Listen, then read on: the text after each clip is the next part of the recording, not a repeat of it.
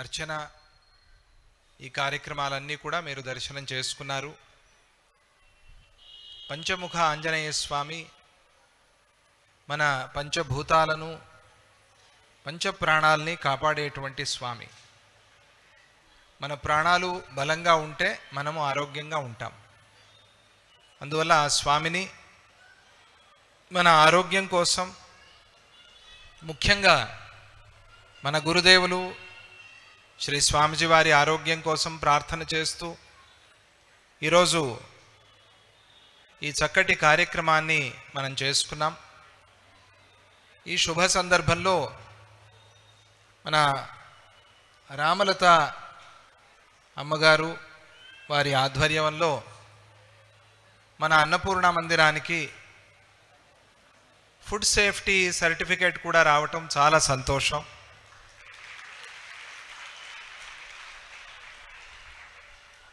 మన పూజ్య గురుదేవులు స్వామిజీ వారు ఎప్పుడు చెప్తారు, మనం ఏది చేసినా కూడా లీగల్గా ఉండాలి. ఇల్లీగల్గా ఏ ఒక్క చిన్న పని కూడా మనం చేయకూడదు. ఈ లీగాలిటీ అనేది మనస్సు నుంచి రావాలి. బయటికి చూపించటానికి మాత్రమే కాకుండా మనము సత్యంగా ధర్మంగా ఉండాలి. మనస్సులో అది అలవాటు అయిపోవాలి. ఎవరికి మనం ఆన్సరబుల్ అంటే భగవంతుడు ఉన్నాడు, మన గురువు ఉన్నారు, ఎప్పుడు అంతఃసాక్షిగా అంతర్యామిగా.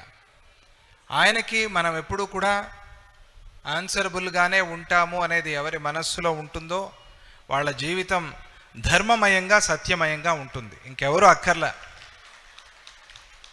అది ఎప్పుడూ మనస్సులో ఉండాలి. అందుకనే మనం చేసే ప్రతి పని కూడా సత్యంగా ధర్మంగా ఉండాలి. 4 మంచి మాటలు చెప్పండి అంటారు. ఎవరైనా ఇంటికి పెద్దవాళ్ళు వస్తే లేదా మనం ఎవరైనా పెద్దవాళ్ళ దగ్గరికి వెళ్తే 4 మంచి మాటలు చెప్పండి అంటారు. అంటే కనీసం 4 మంచి మాటలు చెప్పండి అని. ఆ 4 మంచి మాటలు ఏమిటో తెలుసా మీకు? తెలుసా? వేదం చెప్పింది. నేను చెప్పనా? సత్యం వద, ధర్మంచర. ఇవే 4 మాటలంత. సత్యం వద, ధర్మం చర. ఇదే 4 మాటలు అయిపోయింది. ఈ 4 మాటల్లో మన జీవితం అంతా ఉంది.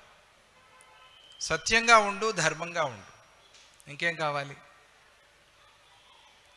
సత్య ధర్మాల్ని పట్టుకుంటే రెండు కళ్ళలాగా నీ జీవితం అంతా బాగుంటుంది. అందుకనే స్వామిజీ వారు చెప్తారు, ఏది చేసినా ఒక్కరే ఉండని, 10 మందే భక్తులు ఉండని, 10,000 మంది భక్తులు ఉండని, ఒకే రకంగా మీరు ఆశ్రమంలో సేవ చేయండి. భక్తులు ఉంటే ఒక రకంగా, భక్తులు లేకపోతే ఒక రకంగా, ఎప్పుడూ అలా ఉండద్దు. ఎందుకు అంటే భక్తులు వచ్చి పోతూ ఉన్నా కూడా భగవంతుడు ఎప్పుడు ఉన్నాడు కదా, అక్కడ ఎక్కడికి పోలేదు కదా, భగవంతుడు ఎప్పుడు ఉన్నాడు. అందుకనే అహశ్చ రాత్రిశ్చ ఉభేచ సంధ్యే సత్యంచ జానాతి నరస్య వృత్తం. ఎవరెవరు చూస్తున్నారు? పగలు, రాత్రి, సూర్యుడు, చంద్రుడు, అగ్ని, వాయువు, ఆకాశము, భూమి, సముద్రము, ఇవన్నీ కూడా నువ్వు చేసేవన్నీ, నువ్వు ఆడే ఆటలన్నీ కూడా చూస్తూ ఉన్నాయి కదా. ఏదో రూపంలో స్వామి నిన్ను చూస్తున్నాడు, గమనిస్తూ ఉన్నాడు. ఇవేవి లేవు అని నువ్వు వాదించినా కూడా లోపల నీలో అంతర్యామిగా ఉండి నువ్వు చేసేవన్నీ చూస్తున్నాడు కదా. నీ మనస్సులో ఉన్నాడు. ఎక్కడున్నాడు? నీ మనస్సులో ఉన్నాడు. కాబట్టి చేసేవన్నీ కూడా లీగల్గా, ధార్మికంగా, సత్యపరంగా ఉండేట్టుగా చూసుకోవాలి. మనం ఎప్పుడూ శుద్ధంగా ఆశ్రమాన్ని పెట్టుకోవాలి, క్లీన్గా పెట్టుకోవాలి.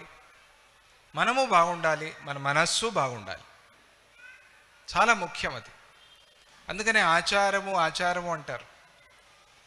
ఆచారం అంటే పిల్లలు ఏదో ఎవరో చెప్పారు, ఋషులు కాదు, అది మన ఆరోగ్యం కోసమే. ఆచారం అనేది మన ఆరోగ్యం కోసం. ఈ మాట కరోనా వస్తే కానీ తెలియలేదు మనకి. మన దౌర్భాగ్యం. ఇది మనకు తెలిసేందుకోసం కరోనా రావాల్సి వచ్చింది. ఎంగిలి మంచిది కాదు, ఎంగిలితో ఏ వస్తువు ముట్టకూడదు, చేతులు ఎంగిలి చేయకూడదు, ఎప్పుడు కడుక్కోవాలి, బయట ఎక్కడెక్కడో తిరిగి ఆ కాళ్ళతో ఇంటికి రాకూడదు, కాళ్ళు కడుక్కొని రావాలి. ఇవన్నీ చెప్తే నవ్వారు. పిల్లలైతే పోరాడారు. కోపం వచ్చింది. ఎప్పుడు చెప్తారు వీళ్ళు ముసలాళ్ళు ఎప్పుడు అని. కరోనా వచ్చాక చెప్తే అప్పుడు కొంతమంది వినలేదు. న్యూస్ చూస్తే అప్పుడు విన్నారు. న్యూస్లో ఈరోజు 1000 మంది జై గురుదత్త, అది ఎక్కడో ఊర్లో 10,000 మంది జై గురుదత్త అంటే అప్పుడు అర్థమైంది. ఓహో, మనం ఇట్లా లేకపోతే మనము జై గురుదత్త అర్థమైంది. అప్పుడు విన్నారు. మనకి వాత పెడితే కానీ మనం వినం, వాత పెడితే కానీ మన రోగం తగ్గదు. అలా అయితే ఎలా? చూసి మనం నేర్చుకోవాలి. అందుకనే స్వామీజీ ఎప్పుడు కూడా శుభ్రంగా ఉండండి, క్లీన్గా ఉండండి. క్లీన్గా ఉండేవాళ్ళంటే స్వామీజీకి చాలా ఇష్టం, చాలా ఇష్టపడతారు. ఒకసారి ఒక ఆయన ఒక మాస్క్ వేసుకొచ్చాడు కరోనాలో. కరోనా వచ్చిన కొత్తల్లో కొన్న మాస్కు కరోనా పోయినా తీయలేదు ఆయన. అదే మాస్క్ అట్లా కర్ణ కవచంలాగా పెట్టుకున్నాడు. దానికంతా చిల్లులు, పీచులు పీచులుగా వచ్చేస్తుంది. అది కలర్ మారిపోయింది. బ్లూ కలర్లో తీసుకున్న మాస్క్ కాస్త పసుపచ్చ రంగులోకి వచ్చేసింది. అయినా మహానుభావుడు మార్చలే, అదే పెట్టుకుని వచ్చాడు. రాగానే, నాయనా నువ్వు ముందు మాస్క్ మార్చుకున్నారా అన్నారు అప్పాజీ. నువ్వు రోగాలు రాకూడదని మాస్క్ వేసుకుని అదే పాత మాస్క్ కొత్తది ఇచ్చినా వేసుకోడు ఆయన. సెంటిమెంటు, ఈ మాస్కే వేసుకుంటారు. ఇటువంటి సెంటిమెంట్లు ఎట్లా? చాలామంది పళ్ళు తోముకోరు. ఎందుకంటే పళ్ళు తోమితే ఏదో శక్తి వెళ్ళిపోతుంది బయటికి. నీకు శక్తి సరే, నీ పక్కన ఉన్న వాళ్ళు ప్రాణాలే పోతాయి వాసనకి తట్టుకోలేక. నువ్వు శక్తి అంటున్నావు, నా శక్తి అంతా పోతుంది పళ్ళు తోముకోనని చాలామంది. ఇక్కడ కొరియాలో ఓపెన్ హార్ట్ సర్జరీ చేయరట. ఓపెన్ హార్ట్ సర్జరీ లేదు అక్కడ. మన డాక్టరే చెప్పారు. ఎందుకు అని అడిగితే ఓపెన్ హార్ట్ చేస్తే అక్కడ స్పిరిట్ వెళ్ళిపోతుందని వాళ్ళకి భయము. అందుకని ఓపెన్ హార్ట్ లేనే లేదుట కొరియాలో. ఇలా చాలామంది సెంటిమెంటు. లేదండి నేను ప్రసాదం తిన్నాను పళ్ళు తోముకోను అంటే పక్క వాళ్ళు ఏమైపోతారు, నీ ఆరోగ్యం ఏమవుతుంది? శుభ్రంగా ఉండాలి, స్నానం చేయాలి. ఇవన్నీ శాస్త్రంగా చెప్పారు మనకి. ఎంత ఆశ్చర్యం! కాళ్ళు కడుక్కో, పళ్ళు తోముకో, తలస్నానం చేయి, ఉతికిన బట్టలు వేసుకో. ఇవన్నీ శాస్త్రంగా చెప్పారు. ఇవన్నీ చేయకపోతే దేవస్థానానికి వెళ్ళకూడదు, స్నానం చేస్తేనే దేవాలయానికి వెళ్ళాలి. ఎందుకు? దేవాలయానికి భక్తులందరూ వస్తారు. చాలామంది చేరే చోట ఇన్ఫెక్షన్స్ ఎక్కువగా ఉంటాయి కదా. చాలామంది చేరే చోట జాగ్రత్తగా ఉండండి. కరోనా టైంలో చెప్పారా లేదా? 50 మంది కన్నా ఎక్కువ చేరద్దు. ఆన్లైన్ పెళ్ళిళ్ళు చేశారు కదా కరోనాలో, చేశారా లేదా? కేరళ నుంచి అమెరికాలో ఉండే అమ్మాయికి ఫోన్లోనే తాళి కట్టాడు ఒక ఆయన మహానుభావుడు. ఆన్లైన్ పెళ్ళి. ఎందుకు? Corona time. బంధువులు, వీళ్ళ బంధువులు కావాలి, వాళ్ళ బంధువులు కావాలంటే అందుకని ఫోన్కే కట్టాడు ఆయన తాళి. జరిగింది, నిజంగా జరిగింది, పేపర్లో వచ్చింది. ఎందుకంటే ఆవిడ రాలేదు, మళ్ళా ముహూర్తం దొరకదు అని ఆ పరిస్థితి వచ్చింది మనకి. అయినా మనం ఏమి నేర్చుకోకపోతే ఎట్లా? స్వామీజీ వారు ఎప్పుడు చెప్తారు, ఇల్లు శుభ్రంగా ఉంటే అక్కడ నేను తప్పకుండా ఉంటాను అని చెప్తారా లేదా? ఉంటాను అక్కడ. చాలామంది స్వామీజీని హౌస్ విజిట్కి పిలిపించుకుంటారు. పిలిపించి బాగా క్లీన్ చేస్తే పర్వాలేదు, అన్నీ తీసి ఒక మూలలో పేరు చేసి దాని మీద ఒక బెడ్షీట్ కప్పేస్తారు, క్లీన్ అయిపోయిందని. అదేం కర్మో తెలియదు, స్వామీజీ వెళ్ళి దాని మీదే దృష్టి పడుతుంది. ఇదేంటి తీయండి, ఇది వద్దులేండి స్వామీజీ, లేదు లేదు తీయండి నేను చూస్తానంటారు. తీస్తే అంతా ఉంటుంది లోపల బండారం. అలా ఉండకూడదు. మనం పండగలు పబ్బాలు చేసుకోవాలి ఇంట్లో. ఎందుకు అంటే పండగ దీపావళి వస్తోంది, ఇల్లంతా క్లీనింగ్. ఇంకోటి ఏదో దసరా వస్తోంది, బొమ్మల కొలువు పెట్టాలి, ఇల్లంతా క్లీన్ చేయి. ఇంకోటి ఏదో పండగ వస్తోంది, గణపతి నవరాత్రి, మొత్తం ఇల్లంతా క్లీన్ చేయి. ఇవన్నీ ఇన్ని పండుగలు, దాదాపు ప్రతి నెల ఒక పండుగ మనకి. హిందూ సనాతన ధర్మంలో ఇదేంటి ఇన్ని పండుగలు? ఇది మనల్ని, మన ఇంటిని క్లీన్ చేసుకోవటానికే భగవంతుడు ఏర్పాటు చేసిన ఒక వ్యవస్థ. ఇది క్లీన్ అవ్వాలి, మన ఇల్లు క్లీన్ కావాలి, మన ఒళ్ళు క్లీన్ కావాలి, మన మనస్సు కూడా క్లీన్ కావాలి కదా. మూడిటి మీద మనస్సు పెట్టాలి మనం. ఊరికే బయటంతా బాగుంటే కాదు. చాలా బాగున్నారండి, లోపల వికారం ఉంటే, బయట వికారం ఉన్నా పర్వాలేదు, అది భగవంతుడు ఇచ్చింది. కానీ లోపల వికారం మనం తెచ్చుకున్నది. మనస్సుకి వికారం అనేది మనం తెచ్చుకునేది, మన గుణం అది కదా. లోపల వికారంగా ఉంటే బయట ఉంటే ఏమిటి? అష్టావక్రుడు బయటికి వికారంగానే ఉన్నాడు, కానీ మహానుభావుడు. అష్టావక్ర గీతాన్ని చదువుతాం ఈరోజుకి. 8 వంకర్లు కదా. బయటికి అందంగా ఉండి చాలా సుందరంగా ఉండి లోపల వికారం ఉంటే ఏం ప్రయోజనం? ఏమవుతుంది దానివల్ల? ఆంజనేయ స్వామి కథని చెప్పేటువంటి రామాయణంలో ఘట్టానికి ఏం పేరు పెట్టారు? ఏం పేరు పెట్టారండి? సుందరకాండ. ఆంజనేయ స్వామి మనం జాతిగా చూస్తే కనుక చూడకూడదు, కానీ వానర జాతి కదా. వానర జాతిలోనే కదా ఆయన అవతరించింది. మరి వానర జాతికి సంబంధించిన కపీశ్వరుడు ఆంజనేయ స్వామి కథ చెప్తూ వాల్మీకి మహర్షి ఏం పేరు పెట్టారండి దానికి? సుందరకాండ. ఇదేంటిది ఆశ్చర్యం! సుందరకాండ అని పేరు పెట్టారు. అసలైతే రాముడి కథ చెప్తూ బాలకాండ, సుందరకాండ అని. బాలరాముడు చాలా సుందరంగా ఉంటాడు, కానీ దాన్ని బాలకాండ అని పిలిచి దీన్నేమో సుందరకాండ అని పిలుస్తున్నారు. ఎంత ఆశ్చర్యం! అంటే ఆంజనేయ స్వామి బయటికి భక్తి లేని వారికి, తెలివి లేని వాళ్ళకి, జ్ఞానం లేని వాళ్ళకి కోతిలాగా కనిపించిన ఆయన లోపల శ్రీరాముణ్ణి నింపుకున్న పరమేశ్వరుడు, పరమాత్మ. అందుకనే సుందరకాండ పేరు పెట్టారు కదా. అందుకనే శుచి శుభ్రత రెండు ఉండాలి. శుచి శుభ్రత. శుచిగా ఉండాలి బయట, మనస్సులో శుభ్రంగా ఉండాలి, చాలా ముఖ్యం. ఇది బయట అలవాటు చేసి చేసి చేసి లోపలికి కూడా వస్తుంది. లోపల మనస్సుకి సబ్బు లేదు, మనస్సుని తోముకోవటానికి సబ్బు లేదు, ఉందా? పేస్ట్ లేదు దానికి రుద్దటానికి, బ్రష్ చేయటానికి లేదు. అందుకనే నువ్వు ఆలోచన చేస్తావే, ఆ ఆలోచనే మనస్సుకి మందు, అంతే. ఆ ఆలోచనే శుభ్రం చేసుకో, అంతే. ఆలోచన బాగుంటే మనస్సు బాగుంటుంది, మనస్సు బాగుంటే భగవంతుడు వచ్చి కూర్చుంటాడు అక్కడ కదా. అందువల్ల బయట శుభ్రంగా ఉండండి, లోపల కూడా శుభ్రంగా ఉండండి. బయట గలీజ్గా ఉంటే చాలా కోపం వస్తుంది స్వామీజీకి, మీరు చూశారో లేదో. అక్కడే ఉండి దగ్గర ఉండి క్లీన్ చేయిస్తారు. చిన్నప్పుడు అప్పుడే బాగా ఫ్రెష్గా స్నానం చేసి, సుమారుగా నాకు ఒక 8-9 సంవత్సరాలు, ఒకసారి చెప్పాను కూడా, బట్టలు ఉతుక్కుని ఆ బట్టలు చిన్నప్పుడు ఎట్లా ఐరన్ చేసేవాళ్ళం, వేరే ఐరన్ ఇవన్నీ లేవు కదా. ఆశ్రమంలో చేత్తోనే ఇలా ఇలా రుద్దటం, ఐరన్ అయిపోతుంది. లేకపోతే ఓ చెంపు తీసుకొని చెంపుతో ఇలా ఇలా అంటే ఐరన్ అయిపోతుంది. తర్వాత దాన్ని ఫోల్డ్ చేసి దిండి కింద పెట్టి రాత్రిపూట పడుకునేటప్పుడు దిండి కింద పెట్టి పడుకోవటం. ఆ ప్రొద్దున కల్లా చక్కగా ఐరన్ లాగా అయిపోతుంది. ప్రొద్దున్నే లేచి చక్కగా స్నానం చేసి బొట్టు పెట్టుకుని సంధ్యావందనం చేసి ఊరికే అట్లా వెళ్ళాను అప్పాజీ దర్శనం చేసుకుందామని. అప్పాజీ కూడా అప్పుడే ఎక్కడికో వెళ్తున్నారు. చూసి ఎంత సంతోషం అయిపోయిందో, దగ్గరికి పిలిచి అట్లా కౌగిలించుకుని ఫోటో వేరే తీయించుకున్నారు. ఫోటో తీయండి, ఫోటో తీయండి.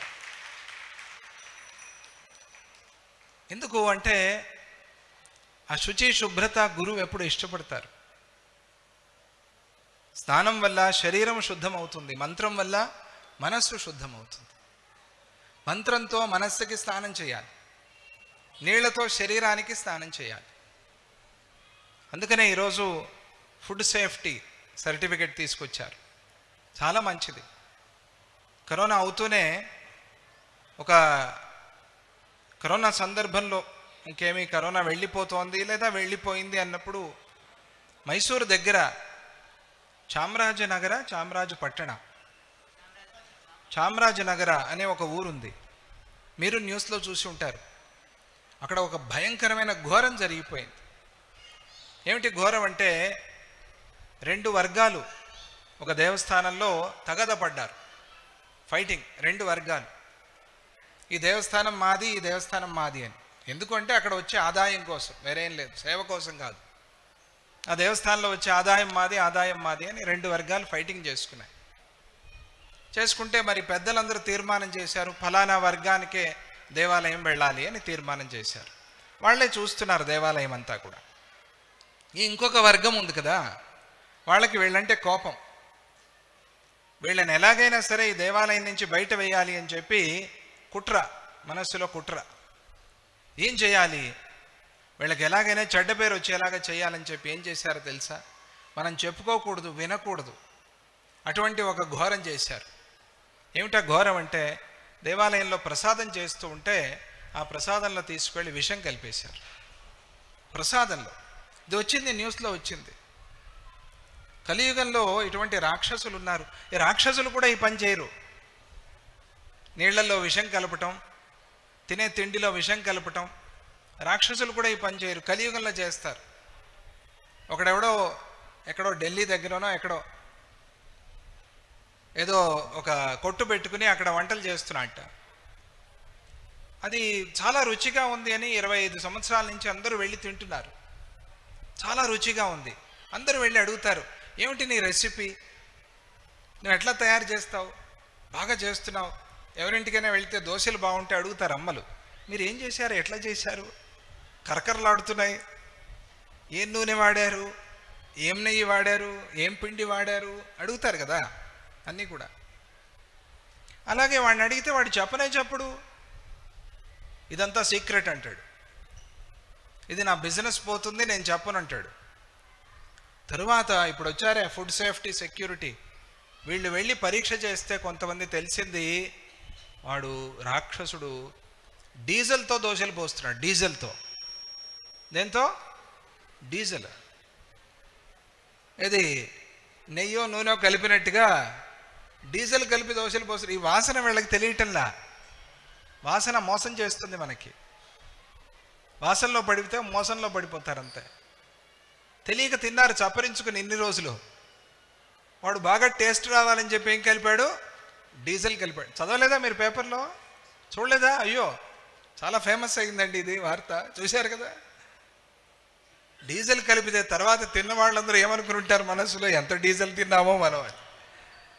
బండిలో పోయాల్సిన డీజిల్ పొట్టలోకి పోస్తే ఏమవుతుంది, ఏమవుతుంది? నానా రకాల రోగాలు, దోషాలు. ఆహారం బాగలేకపోతే ఆరోగ్యం బాగుంటుందా? ఆహారం చూసుకోవాలి. ఆహారం అంటే కొనుక్కొచ్చేది మాత్రమే కాదు, ఎక్కడ తయారవుతోంది రైతులు వాళ్ళని కూడా చూడాలి, అది కూడా గమనించుకోవాలి. వాళ్ళకు కూడా మన వంతు సేవ చేయాలి. వాళ్ళే కదా పండించేది, అక్కడి నుంచే కదా వచ్చేది పదార్థం. సరే, తెచ్చుకునేది మంచి పదార్థం తెచ్చుకోవాలి.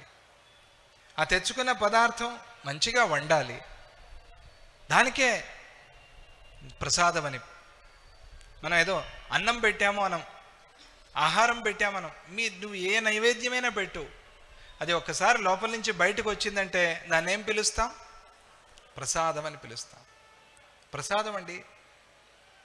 ఆ రోజు మీకు వడలు నైవేద్యం చేసి వడలు పెట్టారనుకోండి, అప్పాలు నైవేద్యం చేసి అప్పాలు పెట్టారనుకోండి, మీరు ఫోన్ చేసి అప్పాలు ఇస్తున్నారే వచ్చేసే అనరు, ప్రసాదం పెడుతున్నారే రా అంటారు భక్తులు కదా. ఏ ప్రసాదమైనా పెట్టని, ప్రసాదం పెడుతున్నారు, ప్రసాదం పెడుతున్నారు. ప్రసాదే సర్వ దుఃఖానాం హానిరస్యోపజాయతే భగవద్గీత. ప్రసన్న చేతసో హ్యాశు బుద్ధి పర్యవతిష్ఠతే.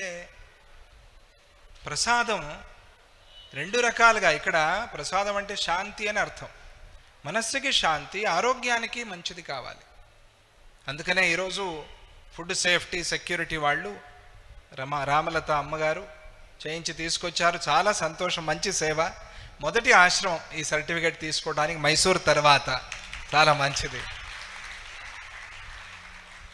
అలా వాళ్ళు అక్కడ ఒక ఘోరం చేశారు.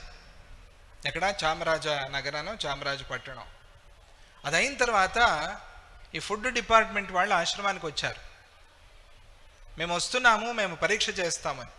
తప్పకుండా రండి, మీకు ఎప్పుడు ఆహ్వానం, ఇప్పుడే రండి. చాలామంది మేము వస్తున్నామంటే 2 రోజులు ఆగి రండి అని క్లీన్ చేసుకుంటాము అంటారు. వాళ్ళు వస్తే ఎంత బాగా కనిపించాలి అని. ఫోన్ వచ్చింది దత్త వెంకటేశ్వర స్వామి క్షేత్రానికి, అన్నపూర్ణ మందిరానికి ఫోన్ వచ్చింది మైసూర్లో, ఇప్పుడే రండి. ఇప్పుడు కాదు, వంట అయిపోయి ఉంటుంది కదా ఆశ్రమంలో, చూడండి, ఇప్పుడే వచ్చి చూడండి. ఎలా వండారో చూడండి, ఎలా వడ్డించారో చూడండి, ఎలా క్లీన్గా పెట్టుకున్నారో చూడండి, ఇప్పుడే రండి. ఆశ్రమంలో స్వామిజీ ఎప్పుడు చెప్తారే, నో సీక్రెట్ నో డ్యామేజ్, అంతా ఓపెన్. అలాగే ఉండాలి. జీవితం కూడా అలాగే ఓపెన్గా ఉంది, అంతే. రండి. వాళ్ళు ఆశ్చర్యపోయారు, వచ్చారు, పిలుస్తున్నారు కదా, వచ్చారు. వాళ్ళు అక్కడే భోంచేశారు. భోంచేసి ఇది అన్నంలాగా లేదు, అమృతంలాగా ఉంది అని చెప్పారు సంతోషంగా. మనము అలాగే ఉండాలి. ఇళ్లలో ఇల్లే ఒక దేవాలయంలాగా పెట్టుకోవాలి. ఆ వంటగదే మనం ప్రసాదాలు నైవేద్యాలు చేసే చోటు అనుకోవాలి. అందుకనే ముందు నైవేద్యం స్వామికి, ఆ తర్వాత చూపు మేపు. చూపు లేదే మేపు లేదు. ఆయనకి చూపించి తర్వాత మనం తీసుకుంటాం, అవునా కాదు? మరి ఆయనకి చూపించే పదార్థం అంటే ఎట్లా ఉండాలి? మనం తినేదే అన్నం, చారు, పప్పు, కూర అదే వేసి పెట్టండి స్వామికి, అదే నైవేద్యం చేయండి. ఒకసారి ఆయనకి అట్లా చూపించండి. చూపించే పదార్థం ఎట్లా ఉండాలి? ఎంత శుభ్రంగా ఉండాలి. ప్రతిరోజు మన ఇంటికి ఆ శక్తి, ఆ స్వామి వస్తాడు. ఎంతోమంది ఏదో నైవేద్యం చేసి గోంగూర, ఒక అమ్మ గోంగూర తీసుకొస్తుంది ఎప్పుడు వచ్చినా కూడా, చాలా కారంగా ఉంటుంది. తీసుకొచ్చి బర్త్డేలో స్వామిజీకి ఇచ్చింది. ఇస్తే, నువ్వు మొన్న నైవేద్యం పెట్టావు, గోంగూరలో కారం పెరిగింది అని చెప్పారు స్వామిజీ. అవునవును స్వామిజీ, ఆ రోజు కారం ఎక్కువ వేశాను. తెలుస్తుంది. ఆ మనస్సుతో చేయండి, ఆ మనస్సుతో చేయండి. భగవంతుడు ఉన్నాడు, మన గురువు ఉన్నారు, ఆ మనస్సుతో చేయండి. ఆ మనస్సే భగవంతుడు. దానికి శుభ్రంగా ఉండండి. మనస్సుని శుభ్రంగా పెట్టుకోవాలి, శరీరాన్ని శుభ్రంగా పెట్టుకోవాలి, చాలా అవసరం. అందుకనే దేవాలయాలకి ఎందుకు స్నానం చేసి వెళ్ళకూడదు? ఎందుకంటే అందరూ చేరుతారు, అక్కడ రోగాలు పెరిగిపోతాయి. మనకి రావచ్చు, మన వల్ల ఇతరులకు కూడా రావచ్చు. అందుకని దేవాలయం అనేది ఒక ల్యాబ్ లాగా. అది ల్యాబ్ ఎంత క్లీన్గా ఉంటుందా లేదా? ల్యాబ్ ఓనర్ కూడా బయట నుంచి వచ్చాడు, ఆ షూ వేసుకుని లోపలికి వెళ్ళలేడు. వెళ్తాడా? ఒకవేళ వెళ్ళాడు అనుకోండి, ల్యాబ్ అంతా పాడైపోతుంది. ఏ టెస్ట్కి పనికిరాదు అది. మళ్ళీ మొత్తం అంతా శానిటైజ్ చేయాలి. ఒకవేళ బయట ఏవైనా కలిస్తే ఇన్ఫెక్షన్స్ వస్తాయి, రీసెర్చ్ చేయలేరు ల్యాబ్లో. అందుకని ఇది ఒక ల్యాబ్, ఇది దేవాలయం అంటే. మన మనస్సుని మనం శుద్ధం చేసుకునే ల్యాబ్ అది. అందుకనే ఈరోజు ఈ సర్టిఫికేట్ వచ్చింది మనకి. దాన్ని కాపాడుకోవాలి ఎప్పుడు కూడా. అన్నపూర్ణ మందిరంలో సేవ చేసేవాళ్ళు, అలాగే వడ్డించేవాళ్ళు, క్లీన్ చేసేవాళ్ళు అందరూ కూడా దాన్ని చూసుకోవాలి. స్వామి దగ్గరికి వెళ్తోంది నైవేద్యానికి, ప్రతి పదార్థము లోపలికి వెళ్తోంది. అక్కడి నుంచే నైవేద్యం ఒక బకెటో 2 బకెట్లో లోపలికి పంపిస్తారు, మిగతాదంతా అక్కడ అన్నదానానికి వాడతారు. కానీ అక్కడి నుంచే అది నైవేద్యం అయిపోతుంది. మీరు తినేది అన్నం అనుకోవద్దు, చారు అనుకోవద్దు, అది అమృతం అనుకోండి. ఆశ్రమంలో అమృతమే అది. ఇంట్లో కూడా అలాగే ఉండండి. ఈరోజు ఆ సేవ ఇక్కడ జరగటం, ప్రసాదం అంటే శాంతి. మనం దేవాలయంలో గురు సన్నిధిలో ఆ ప్రసాదం తీసుకున్నామంటే మనస్సుకి శాంతి తీసుకుంటున్నాము అని అర్థం. ఏదో ఊరికే తినటానికి, కడుపు నింపుకోవటానికి అని అనుకోకూడదు, కాదది శాంతి. అది అందుకనే కళ్ళకు అద్దుకుని కళ్ళు మూసుకునే ప్రసాదం వేసుకునేది. ఇది మొదటి ముద్ద, తర్వాత మామూలుగా తినండి. మొదటిది కళ్ళకు అద్దుకుని లోపలికి ఆ ప్రసాదం రూపంలో భగవంతుడు వెళ్తున్నాడు, గురువు వెళ్తున్నారు అనే భావన. అందుకని అంత శుభ్రంగా, అంత శుచిగా ఉండాలి. మన ఆశ్రమం అలాగే ఉంది. అందుకనే ఆ సర్టిఫికేట్ సంపాదించి తీసుకొచ్చింది అమ్మ. చాలా మంచిది. వారికి అందరికీ కూడా ఎప్పటికీ స్వామిజీ వారి ఆశీర్వాదాలు ఉండాలి అని చెప్తూ, అలాగే తక్కిన ఆశ్రమాల్లో కూడా ఈ సర్టిఫికేట్ చేయించండి అమ్మ, చాలా అవసరం అది. చాలా సంతోషం. ఈరోజు అభిషేకాన్ని దర్శనం చేసుకుని హనుమాన్ చాలీసా మీరంతా పారాయణ చేశారు. ఆ ఫలమంతా కూడా మీకు వచ్చి ఆంజనేయ స్వామి కృపతో ఆరోగ్యంగా ఆనందంగా ఉండండి మీరందరూ. ఎల్లుండి స్వామిజీ వారి పుట్టు పండుగ, జ్యేష్ఠ శుద్ధ ఏకాదశి, నిర్జల ఏకాదశి. వీలైన వారు ఉపవాసం చేయండి. మనం ఏదో డయట్ లేదు, మనకి ఉపవాసం ఉంది అంతే. ఉపవాసం కన్నా గొప్ప డయట్ లేదు. ఉపవాసం క్రమంగా చేసేవాళ్ళు డయట్ చేయాల్సిన పని లేదు. ఉపవాసం లేకపోతే 3 రోజుల డయట్, 4 రోజుల డయట్లు ఇవన్నీ చేయాల్సి వస్తుంది. నీరసం వచ్చి పడిపోతారు. 3 రోజులు డయట్ చేస్తే ఏమవుతుంది? శరీరం పడిపోతుంది. ఆ ఉపవాసం కూడా ఒక క్రమ పద్ధతిలో చేయాలి. చేసేవారు చేయండి ఎల్లుండి, లేదా ఏదైనా ఆహారం కొద్దిగా తీసుకుని ఆ రోజు విష్ణు సహస్రనామం పారాయణ చేయండి, భగవద్గీత పారాయణ చేయండి, లలితా సహస్రనామం పారాయణ చేయండి, హనుమాన్ చాలీసా పారాయణ చేయండి, సమాజ సేవ చేయండి. స్వామిజీ వారి పేరు మీద పేదలకి, అనాథాశ్రమాలు, వృద్ధాశ్రమాలు ఇటువంటి చోట అన్నదానం చేయించండి. మీ చేతనైన సేవ గురువు పేరు మీద మనం చేసినప్పుడు ఆ తృప్తి, ఆ ఆనందం ఉంటుంది. అందువల్ల ఈ పుట్టు పండుగ మనం అందరం బాగా ఆచరణ చేసుకుందాం. ఇక త్వరలోనే చాతుర్మాస్యం కూడా ప్రారంభం అవుతోంది. అప్పుడే సంవత్సరం అయిపోయిందా ఇక్కడ BHALలో చాతుర్మాస్యం అని అనిపిస్తుంది. ఇప్పుడు మళ్ళీ చాతుర్మాస్యం ప్రారంభం అవుతోందేమో BHALలో అని కూడా అనిపిస్తుంది. వాతావరణం అలాగే ఉంటుంది ఎప్పుడూ కూడా. 21వ తారీఖు నుంచి చాతుర్మాస్యం గురు పూర్ణిమతో ప్రారంభం. ఈసారి మైసూర్లోనే చాతుర్మాస్యం ఉంటుంది. ప్రతి సంవత్సరం, అంటే ఇప్పుడనే కాదు, ప్రతి సంవత్సరం కొన్ని ఏళ్లగా, సుమారుగా ఒక 13-14 సంవత్సరాలు అయినానా రాజు, ఇక్కడి నుంచే అన్నదానానికి సేవ చేస్తున్నారు. BHAL ఆశ్రమం నుంచి చాతుర్మాస్యం అన్నదానానికి ఎన్నో ఏళ్లగా సేవ చేస్తున్నారు. ఈ సంవత్సరం కూడా అలాగే చేస్తున్నారు. మీరందరూ కూడా చాతుర్మాస్యంలో జరిగే అన్నదానం, ఇతర కార్యక్రమాల్లో సేవ చేసుకోండి. మీరు కూడా బాగా అనుష్ఠానం చేయండి, బాగా మంత్రజపం చేయండి. మీకోసం, లోకశాంతి కోసం, మన గురుదేవుల కోసం ఈ 3 మనం సంకల్పం చేసుకోవచ్చు. అలా ఆ మంత్రాన్ని చేస్తూ, ఆ మంత్ర బలంతో, ఆ మంత్ర శక్తితో ఇంకా హాయిగా, సుఖంగా, సంతోషంగా ఉండండి. మీకందరికీ కూడా ఆ స్వామి యొక్క ఆశీస్సులు ఎల్లప్పుడూ ఉండాలి అని చెప్తూ, ఇక ఈరోజు మధ్యాహ్నం 1 గంటకి అన్నమాచార్య సంకీర్తనోత్సవాలు చేస్తూ ఉన్నారు. అందరూ ప్రసాదం తీసుకుని వెళ్ళిపోవద్దు, ఇక్కడే ఉండండి. ఆ కార్యక్రమం అంతా చూడండి, ఉండి ఆ కార్యక్రమాన్ని వాళ్ళందరినీ ప్రోత్సహించండి. మంచి కార్యక్రమం.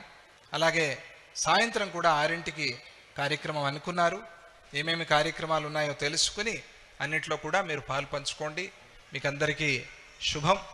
దీని తర్వాత ప్రసాదాలు తీసుకుని స్వామి హారతి దర్శనం చేసుకుని తర్వాత మనం అన్నమాచార్య ఉత్సవ కార్యక్రమానికి వెళదాం.